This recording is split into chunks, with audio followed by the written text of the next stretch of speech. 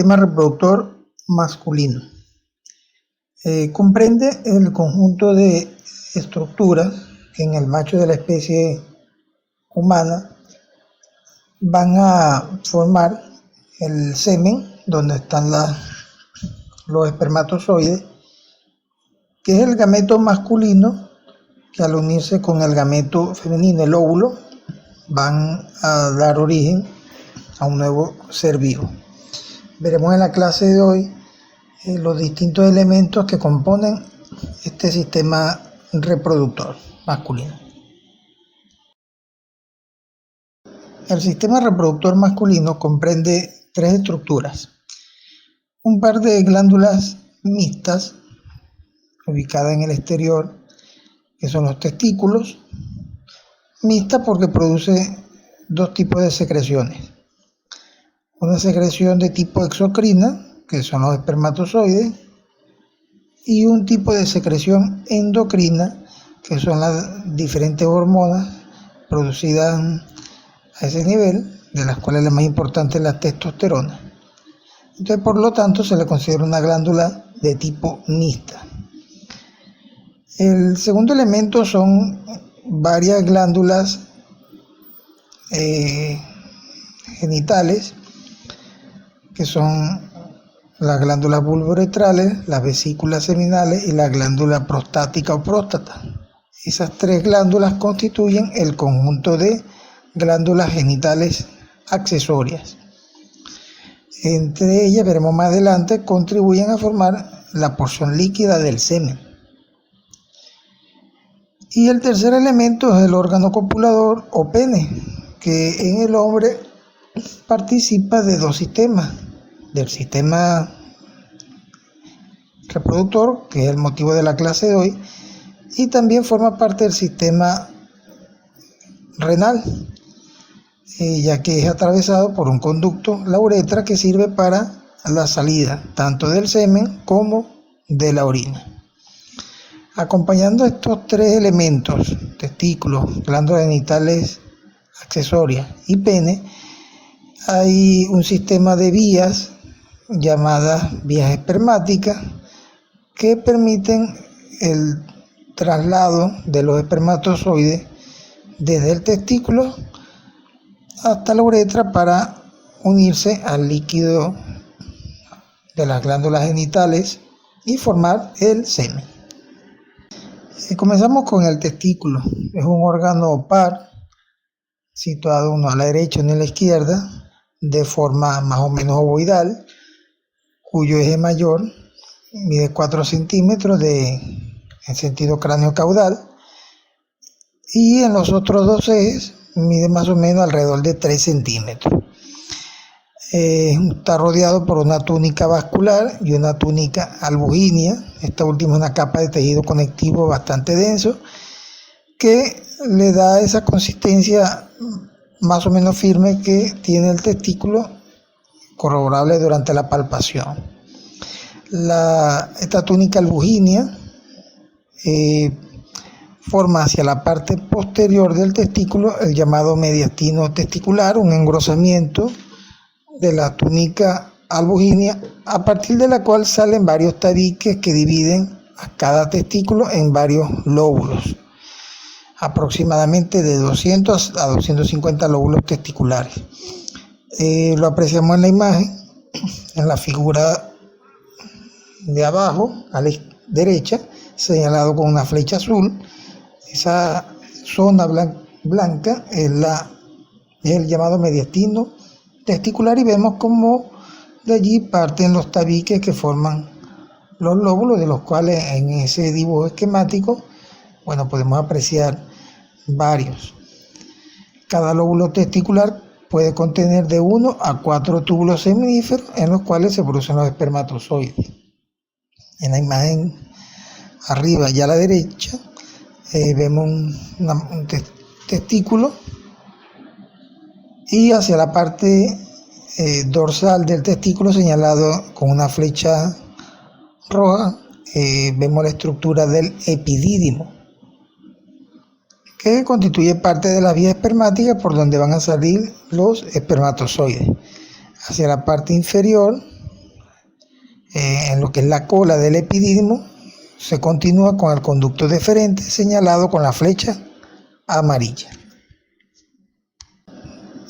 Con respecto a la histología del testículo, podemos apreciar en esta diapositiva varias imágenes de izquierda a derecha, de menor a mayor aumento. A la izquierda tenemos un corte de un testículo coloreado con hematocilina eosina. Hacia la esquina superior derecha apreciamos parte del epidídimo y vemos como rodeando a todo el testículo hay una zona de color rojizo.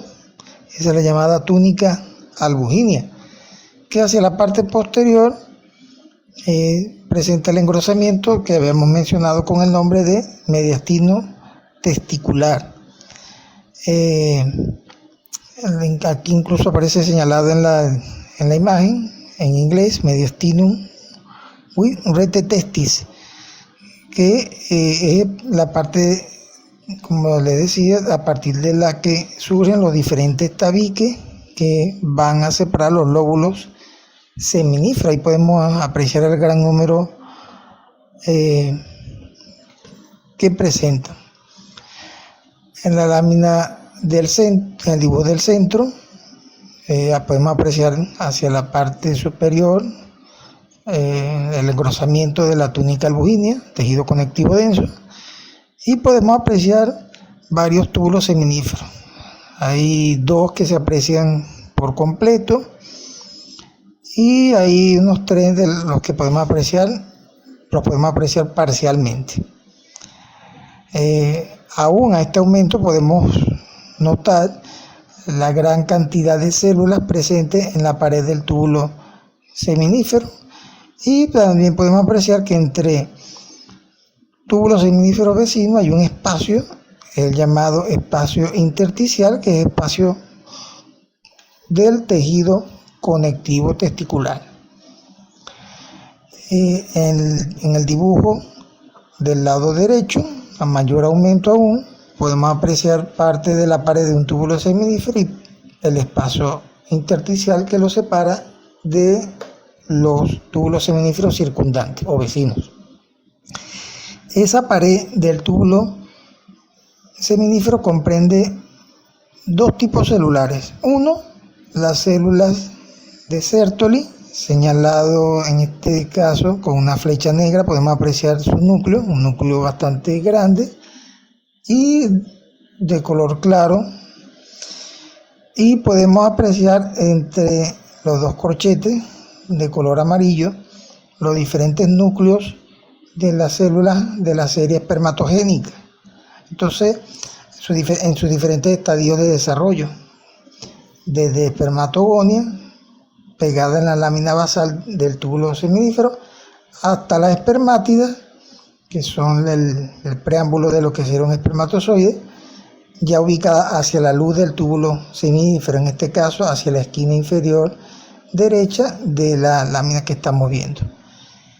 Entonces, la pared del túbulo seminífero comprende dos tipos celulares: las células de Sertoli y las células de la serie espermatogénica en sus distintos estadios de desarrollo. Y en el espacio intersticial, además de los elementos propios del tejido conectivo, hay un tipo especial de célula llamada célula de Leydig. En la diapositiva se ha señalado con un círculo de color negro. Las células de Leydig son células de naturaleza endocrina, producen hormonas, de las cuales la más importante es la testosterona. Vemos allí en la imagen una representación de la pared del túbulo seminífero. Hacia la parte inferior correspondería la lámina basal, hacia la parte superior, hacia la luz del túbulo seminífero. Vemos representados los diferentes tipos celulares de la serie espermatogénica, con el número 1 la espermatogonia, que está situada en la parte más inferior de la pared del túbulo seminífero. Podemos apreciar, según nos representa la imagen, que es la célula de mayor tamaño de la serie espermatogénica, que luego se va a transformar en el espermatocito primario, señalado con el número 2. Aún acá conservan la distribución de 46 cromosomas antes de su división para transformarse en espermatocitos secundarios, que pasa a tener la distribución de 23 cromosomas necesarias para unirse con el óvulo, que también tiene esa misma conformación, y restaurar el número diploide de la carga cromosómica.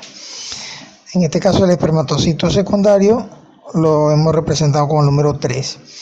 Luego el espermatocito secundario experimenta una serie de transformaciones estructurales para pasar a convertirse en espermátida. Vemos señalado acá con el número 4. Y luego la espermátida sigue en ese proceso de maduración y transformación hacia convertirse en un espermatozoide, que lo vemos en la luz del túbulo seminífero señalado con el número 5, en diferentes estadios de maduración, señalado con el número 5, específicamente uno más inmaduro, y hacia la derecha ya uno listo con su estructura del cuello, su cola, en fin, espermatozoide ya listo prácticamente listo para la fecundación, porque tiene un proceso de maduración posterior a nivel del epididio. Pero bueno, esos son los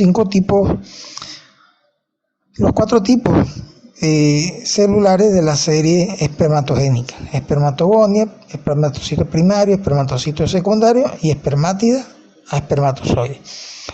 Vemos señalado con el número 6 el núcleo de la otra célula o del otro tipo celular de la pared del túbulo seminífero, que es la célula de Sertoli. Podemos apreciar también en esta imagen cómo la célula de Sertoli se extiende a lo largo de todo la pared del túbulo seminífero. De hecho, aquí hemos representado una sola célula de Sertoli y se extiende a lo largo de toda la pared. Si se permiten, seguir todo el contorno, pueden apreciar eso desde la lámina basal hacia la parte de la luz del túbulo donde están las espermátidas, de tal manera que la célula de Sertoli se convierte en una célula de sostén del túbulo seminífero, y esa es su principal función. Pero no solo no es solo un sostén desde el punto de vista estructural, sino desde el punto de vista funcional. La célula de Sertoli cumple otras funciones, por ejemplo la fagocitosis de los distintos elementos o restos celulares que van quedando del proceso de desarrollo de la espermatogénesis. Cumplen funciones también de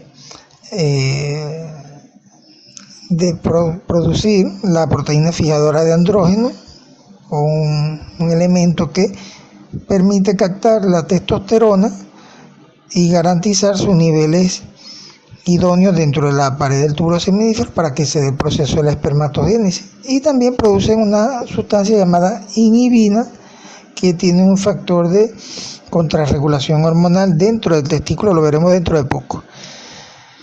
Además, cada célula de Sertoli se une con la célula de Sertoli vecina y forman hacia el lado basal de la pared del túbulo seminífero una unión estrecha que pasa a convertirse en elementos de la barrera hematotesticular, una barrera física que limita el paso de sustancias desde el torrente sanguíneo hacia el testículo, o mejor dicho, el paso de ciertas sustancias hacia la pared del túbulo seminífero, que pudieran afectar a los espermatozoides.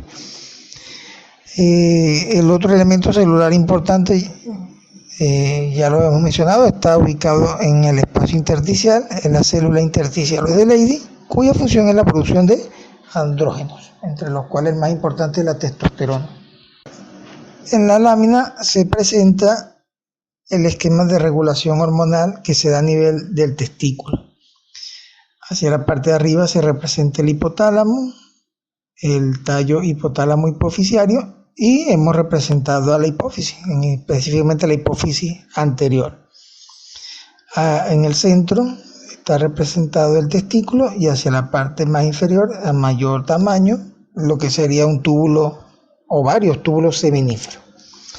Vemos hacia la parte superior en el hipotálamo un recuadro donde ven la letra GnRH, que significa en inglés factor liberador de gonadotropina, que hace referencia a las hormonas LH y FSH. El factor liberador de la gonadotropina actúa sobre la hipófisis anterior estimulando la producción de esas dos hormonas. Cada una de ellas actúa sobre una determinada célula del testículo. La FSH actúa sobre la célula de Sertoli y por inmediación de ella actúa sobre el desarrollo de los espermatozoides. Recuerden que la célula de Sertoli es una célula de sostén de la serie espermatogénica. Por otro lado, la LH actúa sobre las células intersticiales, en este caso las células de Leydig, estimulando la producción de la hormona testosterona, que es necesaria para el desarrollo adecuado de los espermatozoides.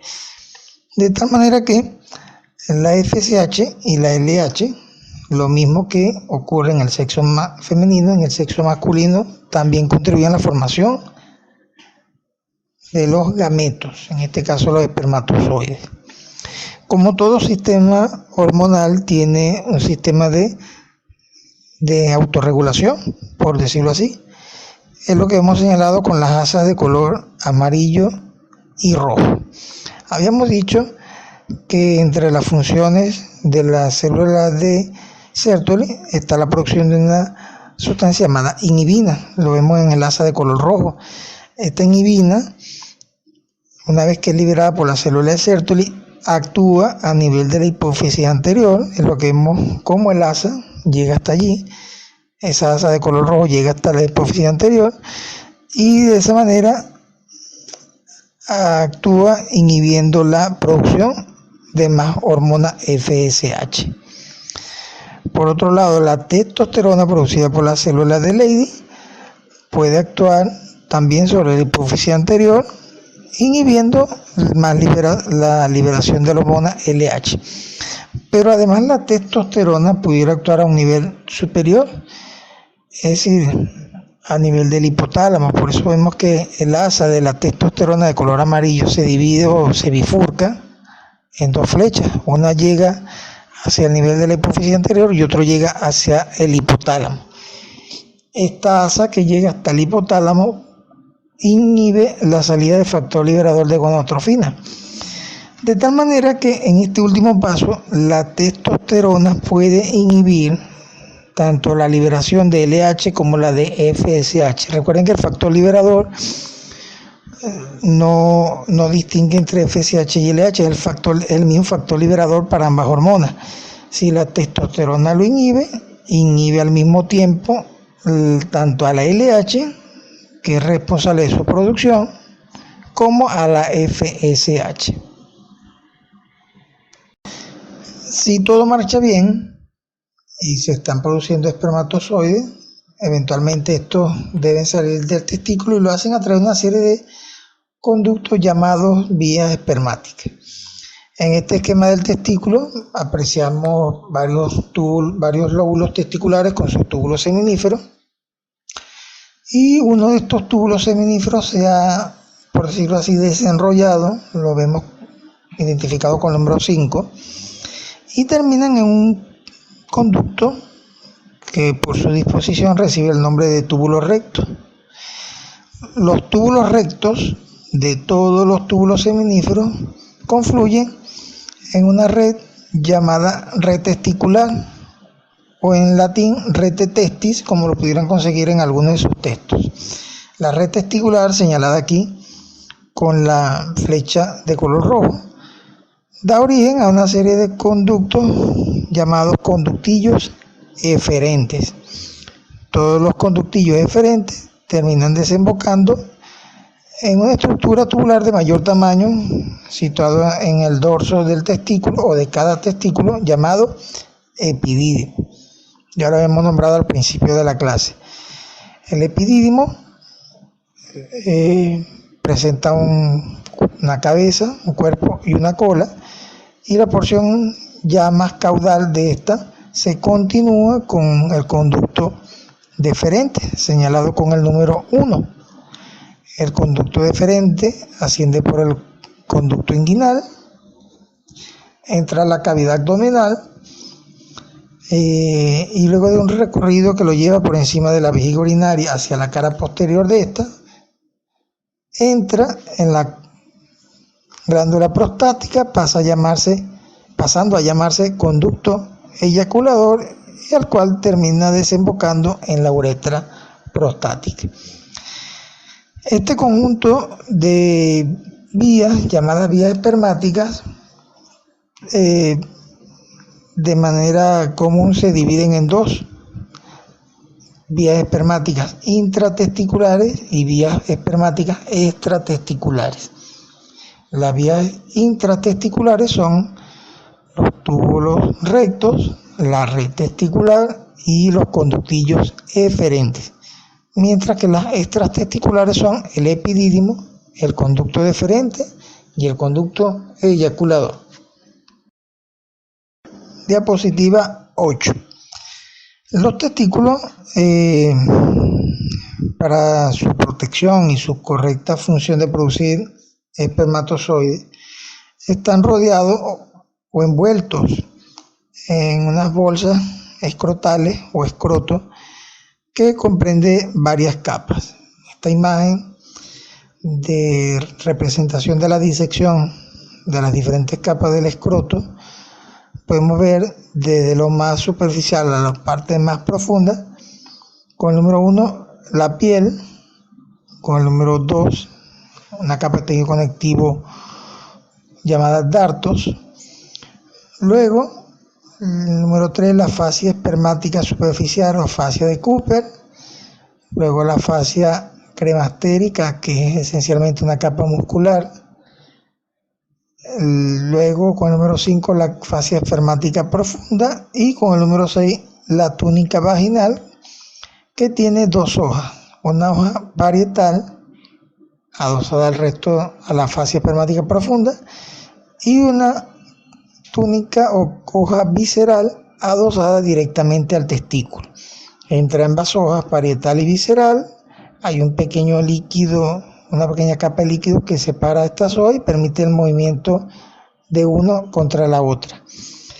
Esta envoltura de doble hoja de la túnica vaginal y con sus dos capas, parietal y visceral, es común a otras membranas de doble capa, como la pleura o en el área pulmonar, o como el peritoneo en el área abdominal, como lo veremos en la próxima unidad. De tal manera que esta disposición de dos hojas encierra lo que se llama un espacio virtual, es decir, un espacio que está allí, pero que solo se manifiesta cuando un elemento ocupa ese espacio. Así como ocurre, por ejemplo, en la pleura, que cuando se acumula sangre entre las dos hojas, formando un derrame pleural, o en este caso un hemotórax, lo mismo puede ocurrir a nivel del testículo. Un traumatismo, una lesión por arma blanca, por arma de fuego, puede provocar la salida de sangre y la acumulación de esta entre las dos hojas, la parietal y la visceral, y pasa a llamarse lo que se llamaría un hematocele, que es la acumulación de líquido entre estas dos hojas a nivel del testículo. Si el líquido que se acumula es, por ejemplo, el líquido de un proceso inflamatorio, se le llamará hidrocele. Si es pus, se le llamará pioceles. O eventualmente puede ser aire y se le llamará neumocele. Es decir, el prefijo va a depender del tipo de contenido que separe la hoja parietal y la hoja visceral.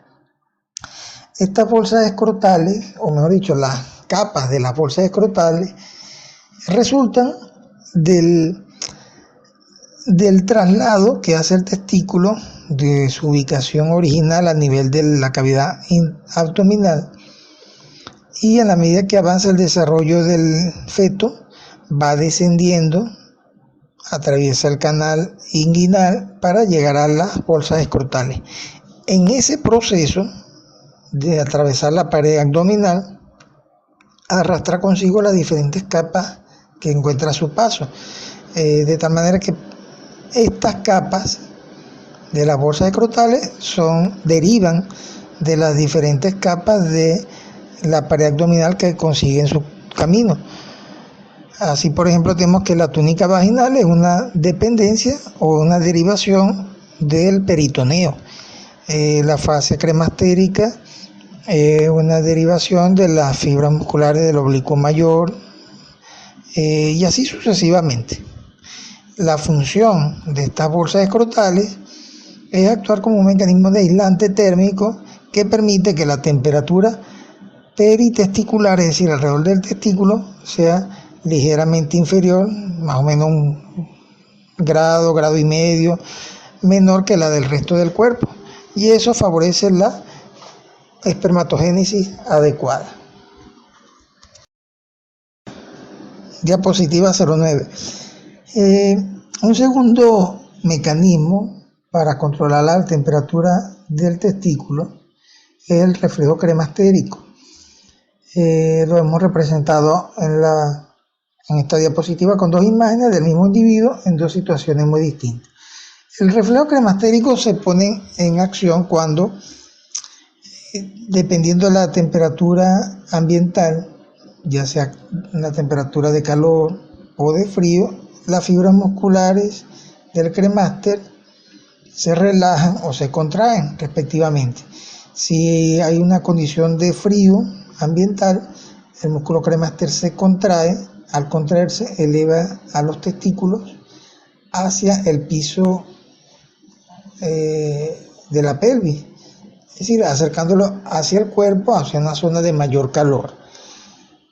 Cuando es lo contrario, es decir, que la temperatura ambiental es alta, las fibras del músculo cremáster se relajan y los testículos descienden y en una posición inferior más fresca que el resto del cuerpo. Estas pequeñas variaciones de temperatura no son muchas, pero son lo suficientemente importantes como para poder afectar la espermatogénesis.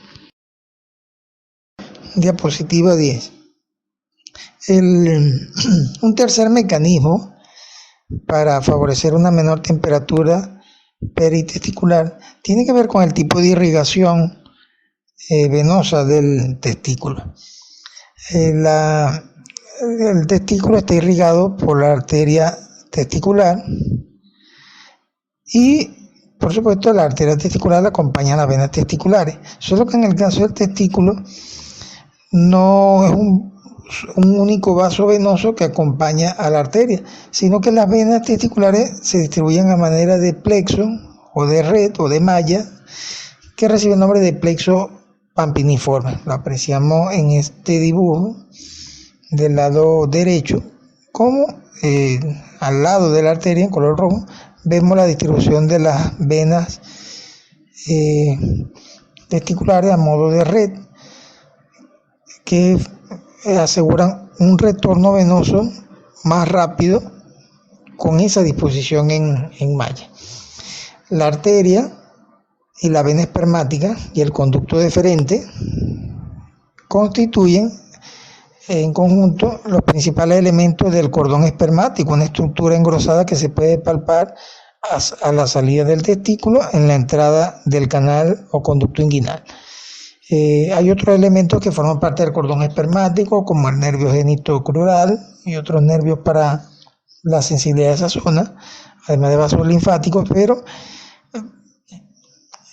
desde el punto de vista didáctico, los elementos principales del cordón espermático son la arteria y la vena espermática y el conducto deferente.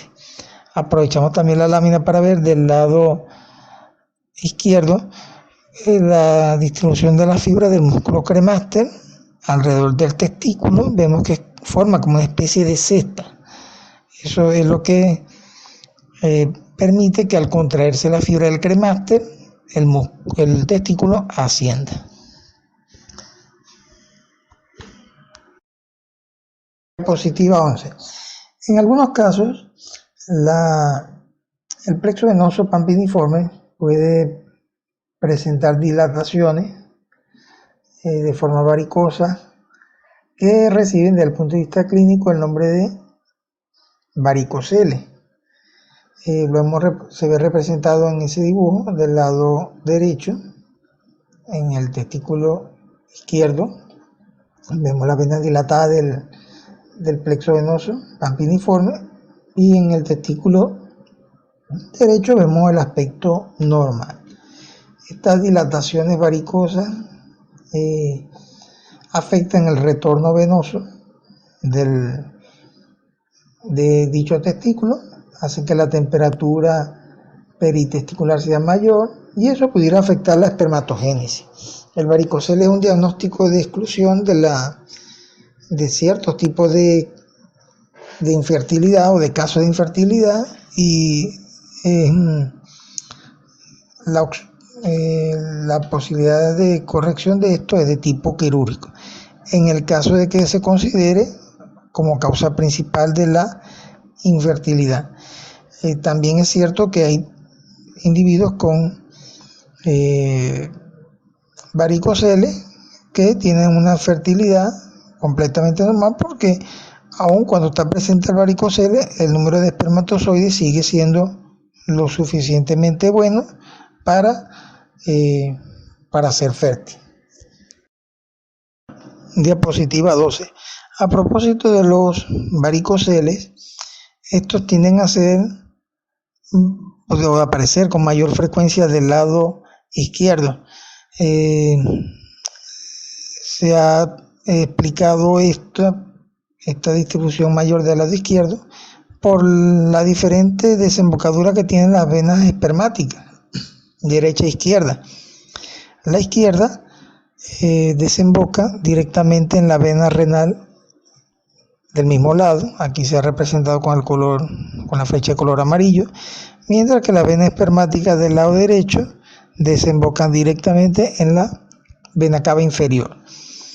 La vena cava inferior es un vaso de gran calibre y de baja presión, mientras que la vena renal izquierda es un vaso de menor calibre y de mayor presión.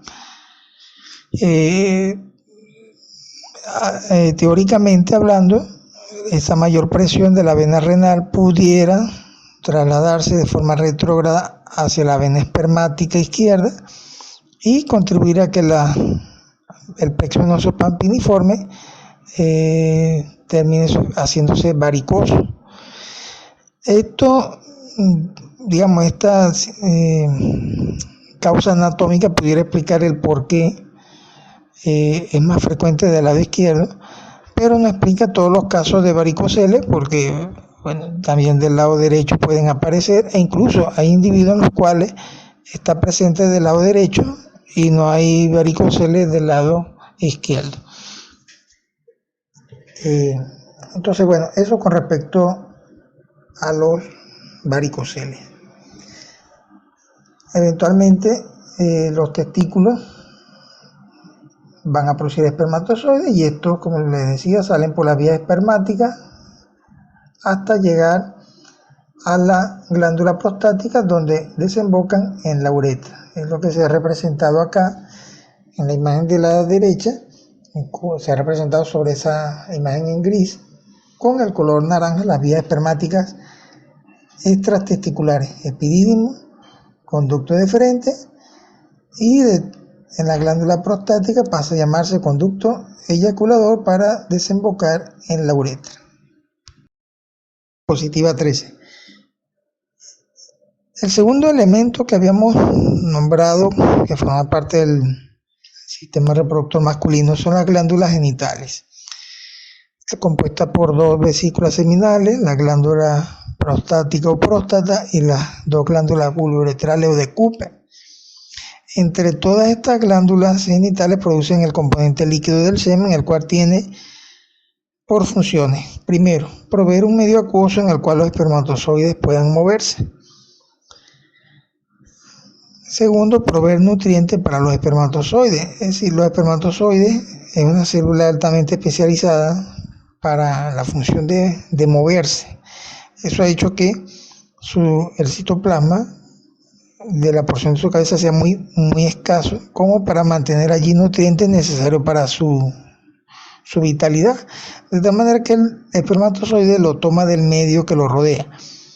Entonces, los nutrientes que necesita el espermatozoide para mantenerse vivo y moviendo los toma de las secreciones de estas glándulas genitales accesorias.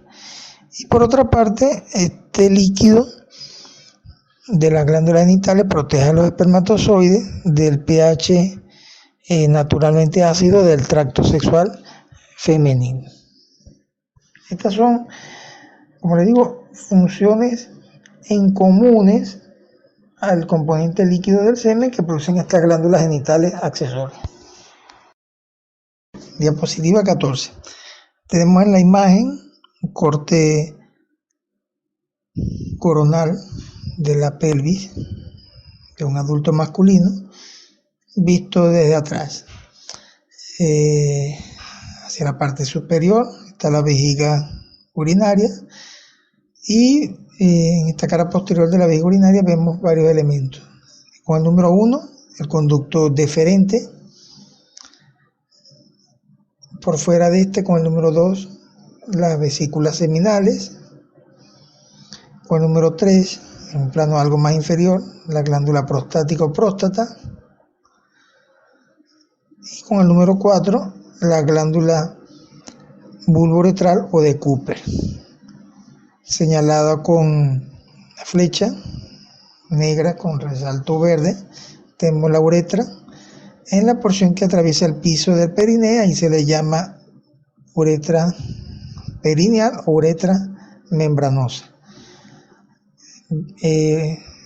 Antes de atravesar el perineo, atraviesa la próstata y en ese momento se le llama uretra prostática. Es la uretra prostática la que recibe al conducto eyaculador, que es la continuación del conducto deferente. El conducto eyaculador es la última de las vías espermáticas extratesticulares. Diapositiva 15. Vemos acá, a modo de dibujo, lo que tenemos representado allá en la pieza anatómica. La representación de la cara posterior de la vejiga, la llegada por ambos lados de los uréteres procedentes de los riñones, y hacia la parte inferior y en el centro el conducto deferente, y por fuera de este la vesícula seminal, y en un plano inferior la próstata. En este caso la vesícula seminal, aunque nos pareciera dar la idea de que es un saco, en realidad la vesícula seminal es una estructura tubular, solo que está muy enrollada, y al hacer el corte se corta en diferentes puntos del trayecto y da la impresión de que fueran sacos. La secreción de la vesícula seminal tiene de forma característica un alto contenido de fructosa, que es un monosacárido que suministra la mayor parte de la energía a los espermatozoides que están en movimiento. Otro dato importante con respecto a la vesícula seminal es que su secreción representa más del 70% de todo el volumen del semen.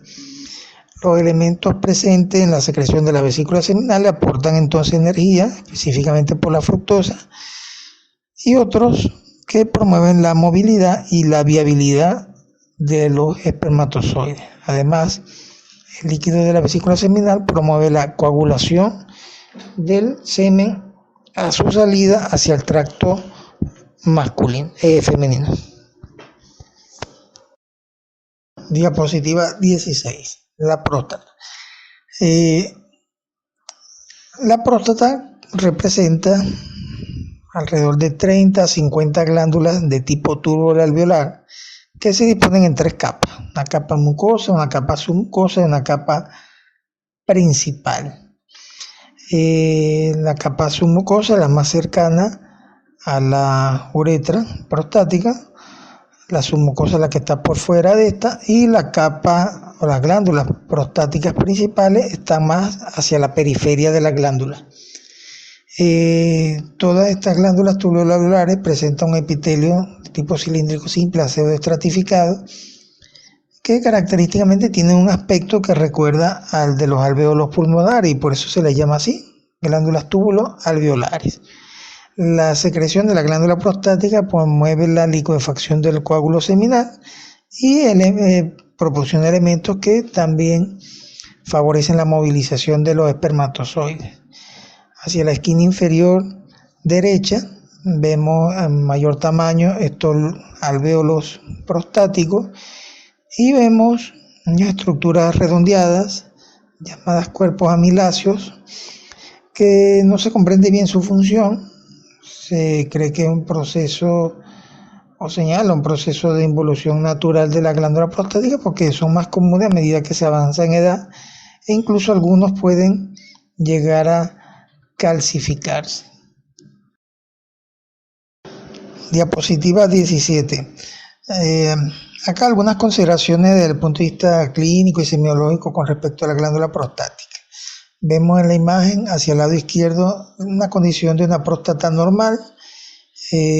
Vemos cómo está ubicada justo por debajo de la vejiga urinaria, atravesada por la uretra a su salida de la vejiga. En esta porción la uretra recibe el nombre de uretra prostática y la uretra prostática recibe por su pared posterior al conducto eyaculador señalado con la flecha roja, que es la última de las vías espermáticas extratesticulares. Por allí llegan los espermatozoides a la uretra. Eventualmente en este punto la glándula prostática vierte su secreción, lo mismo que la vesícula seminal, y forma lo que es el líquido, ya lo que es el semen propiamente dicho. Y este sigue su recorrido a través de la uretra, primero membranosa o perineal y luego peniana, que es el nombre que recibe la uretra cuando atraviesa o recorre el pene. Como vemos, la próstata rodea por completo a la uretra. Esto explica por qué en condiciones patológicas, como vemos a la derecha, en el caso de un agrandamiento de la próstata, como ocurre en la hiperplasia prostática benigna, que es lo que significan esas siglas HPV, también puede ocurrir en una condición de prostatitis, que es una inflamación de la próstata generalmente por un proceso infeccioso, pudiera ser también traumático, o en el caso de algunos tumores, bien sea cancerígeno o no. En fin, cualquier condición que aumente el tamaño de la próstata pudiera llegar a obstruir parcial o incluso totalmente a la uretra prostática. Esto es lo que provoca que muchas de las sintomatologías de la glándula prostática tienen que ver con trastornos o molestias de tipo urinaria. Es decir, la persona que experimenta dolor o ardor al orinar, dificultad para poder expulsar la orina o mayor esfuerzo para poder provocar la salida de la orina porque tiene que vencer ese obstáculo que está allí. Síntomas como el tenesmo vesical, que es decir, la sensación de querer ir a orinar y simplemente no se expulsa nada, o el hecho o la nicturia, que es el aumento de la frecuencia miccional en horas de la noche. En fin, una serie de síntomas, digamos que tiene su punto de mayor relevancia clínica cuando hay una obstrucción completa y por tanto una retención urinaria aguda de la orina. Todo esto por el aumento de la próstata. Diapositiva 18. Otra consideración importante desde el punto de vista clínico y semiológico es el llamado tacto rectal para la evaluación de la glándula prostática. La glándula prostática por su cara posterior está en contacto con la cara anterior de la ampolla rectal y eso justifica que a través del tacto rectal pudiera evaluarse algunas características de la próstata, como su tamaño, la consistencia de su tejido, su desplazamiento al hacer el examen físico, varios factores que en determinadas patologías pudieran afectarse. En el caso de una hiperplasia prostática benigna, por supuesto la próstata va a estar aumentada de tamaño, lo mismo que si hay un tumor. Los tumores, sobre todo si son malignos, afectan la consistencia de la próstata, tienden a hacerla en el punto donde se encuentra el tumor más rígido. De hecho, eventualmente tiene una consistencia pétrea, dura, como de piedra.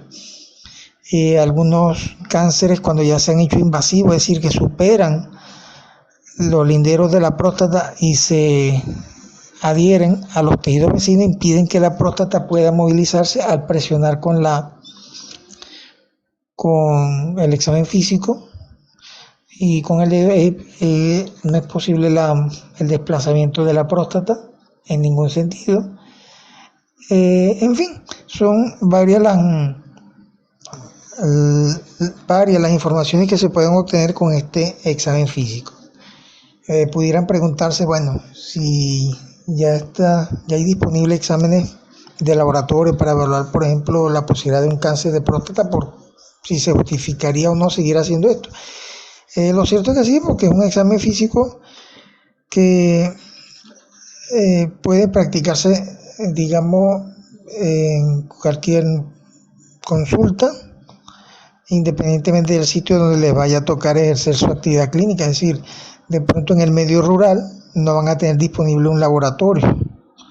Entonces, en esa circunstancia pudiera hacerse sin problema este tipo de examen físico. De pronto en el medio rural tampoco pueden tener disponible un ecógrafo o un servicio de ecografía para evaluar la próstata de manera, es decir, no invasiva.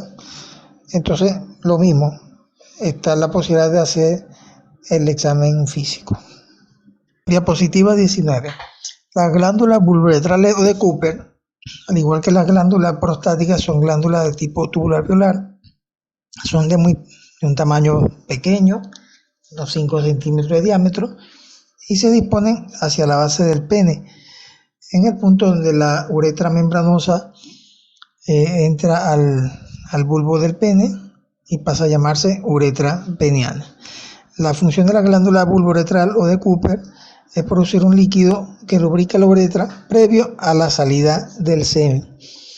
Estrictamente hablando, la glándula vulvoretral no forma parte de la composición inicial del semen. El semen se forma algo más arriba en la uretra prostática por la secreción de las glándulas prostáticas, de las vesículas seminales y los espermatozoides que vienen a través del conducto eyaculador. Esa es la formación inicial del pene, del semen. Eventualmente, cuando ocurre la eyaculación, el semen recorre la uretra y se mezcla con la secreción de la glándula vulvoretral que pudiera quedar allí aún, pero en la conformación inicial del semen no hay secreción de la glándula vulvoretral porque ocurre más abajo desde el punto de vista anatómico y ocurre previo a la salida del semen. Diapositiva 20. El semen, mostramos aquí algunas características. El volumen de una eyaculación promedio es de alrededor de 2 a 4 cc, tiene un color de blanco, más o menos blanco opalescente, una densidad similar a la de la orina, 1.028, un pH alcalino, 7.35 a 7.50. Ya habíamos dicho que esta alcalinidad tiene como función proteger a los espermatozoides del medio ácido que es el tracto femenino. Se secretan aproximadamente 100 millones de espermatozoides por cc y es común que hayan 80% más de formas normales. ¿Qué son formas normales? Bueno, un espermatozoide con su cabeza, su estructura del cuello y la cola completamente bien definidos.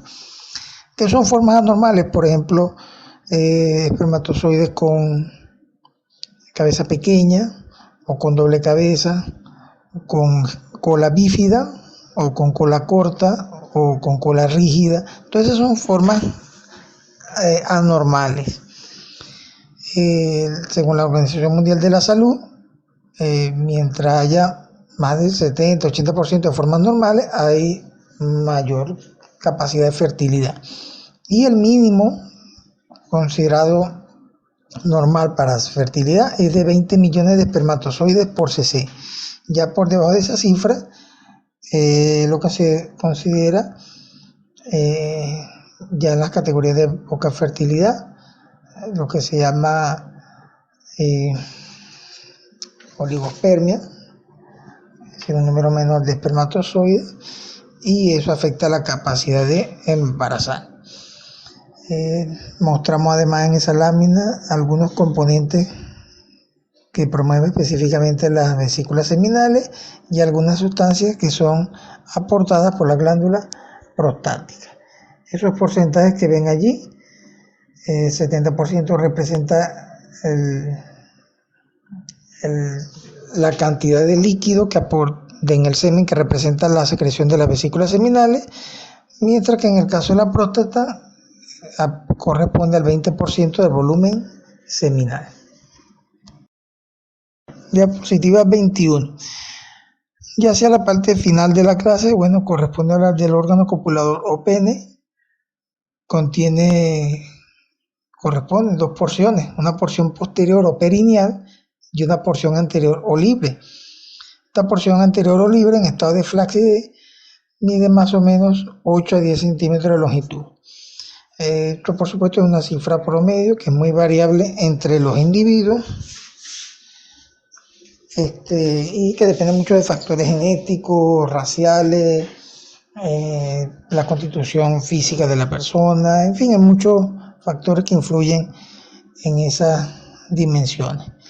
La porción más posterior de la porción perineal recibe el nombre de bulbo, raíz del pene. Cerca de ella está la glándula bulbouretral.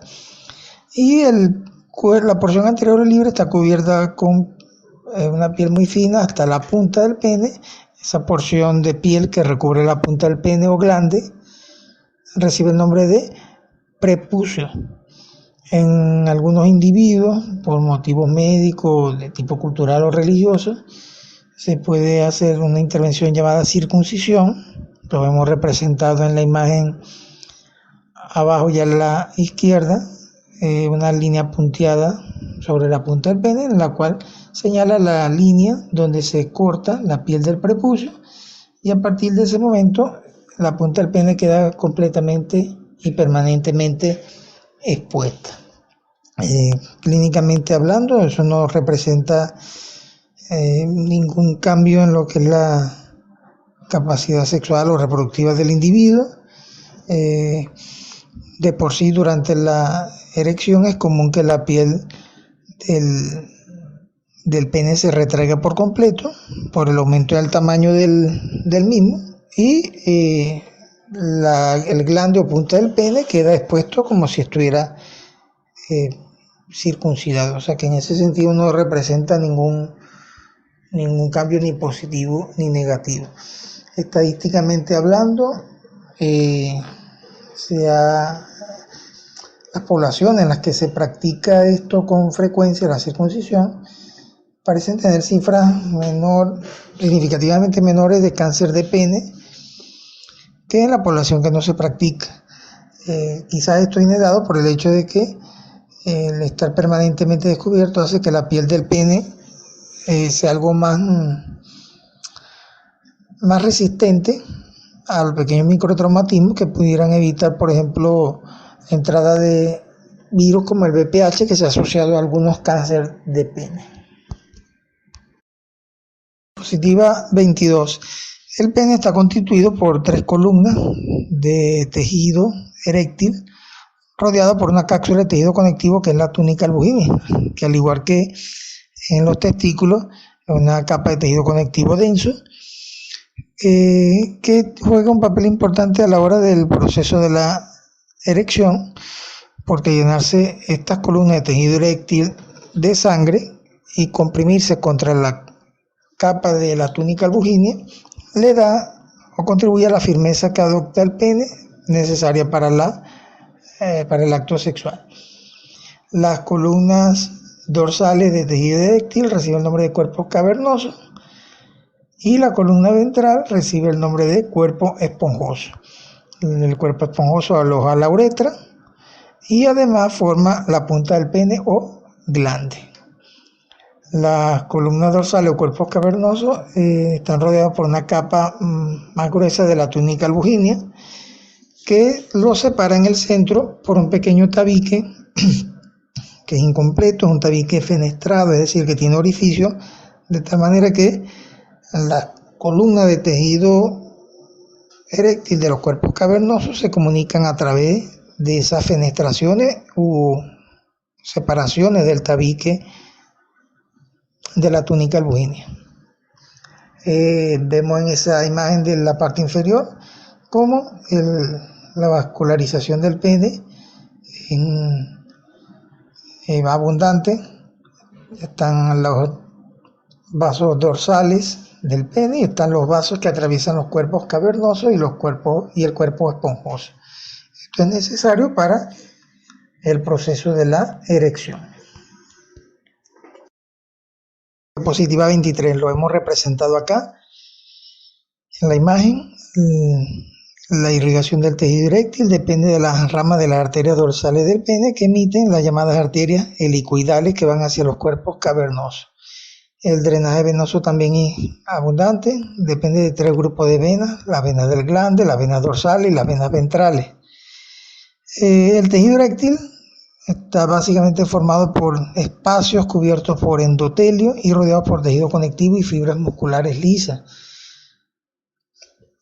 Y en cuanto a la irrigación, hay un punto importante que son las llamadas anastomosis arteriovenosas, uniones entre arterias y venas que eventualmente se cierran y desvían un mayor volumen de flujo arterial hacia los cuerpos cavernosos para promover la erección. Aprovechamos esta lámina, esta diapositiva, y vemos ese corte histológico del pene teñido con hematocelina eosina. Vemos los cuerpos cavernosos y el cuerpo esponjoso atravesado por uretra. Y vemos el engrosamiento que forma la túnica albuginea alrededor de los cuerpos cavernosos. Y vemos el tabique que separa ambos cuerpos cavernosos. Hacia la parte más superior de ese tabique podemos ver incluso estas fenestraciones o espacios que lo convierten en un tabique incompleto y que permiten la comunicación entre ambos cuerpos cavernosos. Ambos cuerpos cavernosos, y lo mismo el esponjoso, pero en menor medida, su función básicamente es esa: tener espacios que se van a llenar de sangre en volumen y presión suficiente para aumentar el tamaño, para permitir el aumento en el tamaño del pene. Diapositiva 24. El mecanismo de la erección es un evento de tipo neurovascular, es decir, interviene tanto las vías nerviosas como la irrigación especializada del pene. Inicia con algún estímulo sexual. Los estímulos sexuales son muy variables. Puede tener que ver con estímulo sexual de naturaleza visual, de tipo auditivo, de tipo táctil, de tipo olfativo. Esto incluso se toma en cuenta para lo que es incluso en el aspecto de la mercadotecnia, para cierto tipo de perfumes que son más estimulantes que otros. En fin, la estimulación sexual es muy variable, depende de cada individuo. Incluso el estímulo sexual puede venir a través de la forma de recuerdos, o sea, recordar algo placentero puede provocar un estímulo de tipo sexual lo suficientemente importante para provocar la erección. Independientemente del estímulo sexual, se desencadenan una serie de mecanismos que van a provocar el aumento en el tamaño del pene. El mecanismo de la erección está determinado por el sistema parasimpático, que va a provocar la liberación de un vasodilatador llamado óxido nítrico a nivel del endotelio de los cuerpos cavernosos y del cuerpo esponjoso, y que Por supuesto, al provocar vasodilatación, aumenta el flujo sanguíneo al pene, luego se cierran las anastomosis arteriovenosas de tal manera que la mayor parte de ese flujo sanguíneo aumentado al pene se dirige hacia los cuerpos cavernosos, especialmente hacia las arterias helicoidales. Los espacios vasculares del tejido eréctil terminan congestionándose, al mismo tiempo se constriñen las venas penianas de tal manera que en determinado momento es más la sangre que entra a los cuerpos cavernosos que la que sale de ellos. Esto provoca el aumento de presión por la sangre dentro de los cuerpos cavernosos y desencadena el aumento en el tamaño del pene y por supuesto en la rigidez del miembro para la penetración en el proceso llamado erección. Diapositiva 25. Por otra parte, tenemos el mecanismo de la eyaculación. Si durante el acto sexual hay el estímulo táctil suficiente, se va a desencadenar en varios eventos mediados por el sistema simpático que van a provocar la salida de el semen a través de la uretra. Son varios las etapas, pero la podemos resumir en estas tres. Primero, la secreción de las glándulas genitales accesorias hacia la uretra, es decir, de las glándulas vulvouretrales de Cooper, de las glándulas prostáticas, de las vesículas seminales. Luego, la contracción del músculo esfínter vesical para evitar que el líquido seminal tenga un movimiento retrógrado hacia la vejiga urinaria, sino que más bien siga en dirección inferior hacia la uretra. Y en tercer lugar, la contracción del músculo bulbo esponjoso para la expulsión del semen a través de la uretra con la suficiente presión para salir por el meato uretral. Esto, por supuesto, se acompaña de una sensación de placer característico del clima del acto sexual, en este caso de la eyaculación. Eventualmente, luego de la eyaculación, cesa la actividad, el influjo de la actividad parasimpática, se relajan las anastomosis arteriovenosas, se disminuye el flujo de sangre hacia el pene, aumenta la desviación del flujo sanguíneo de los espacios vasculares hacia las venas, y esto provoca el regreso del pene hacia su condición de flacidez, que es la llamada detumescencia. Diapositiva 26. Esta imagen sirve para mostrar que las vías nerviosas para ambos componentes autónomos que intervienen en la función sexual masculina, como es la inervación parasimpática y la inervación simpática, provienen de niveles medulares distintos. La inervación parasimpática proviene vía nervio pudendo de los niveles sacro S2, S3 y S4, mientras que la inervación simpática para la eyaculación vía nervio cavernoso proviene de los niveles T11, T12 y L1. Esto explica por qué lesiones medulares en distintos niveles pudiera afectar de pronto la capacidad eréctil, pero no la capacidad eyaculatoria o viceversa. Y se explica por esos orígenes distintos de la inervación. Para las lesiones o la disfunción eréctil acompañada o causada por lesiones de tipo nerviosa, tienen lesiones nerviosas neurológicas graves específicamente, responden de manera muy poca a los tratamientos farmacológicos.